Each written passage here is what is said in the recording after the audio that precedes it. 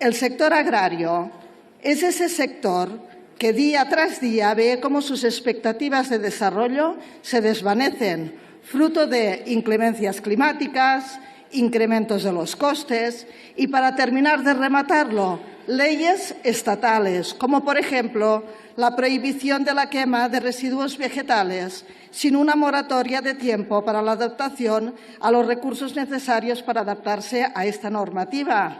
Y esto, escuchen, señorías del PSOE, sin estas medidas, el Estado español solo pone pals a les rodes al trabajo de miles de agricultores. Debemos establecer medidas para el desarrollo y la diversificación económica del territorio, como los derechos digitales, que son, a todos los efectos, un derecho fundamental.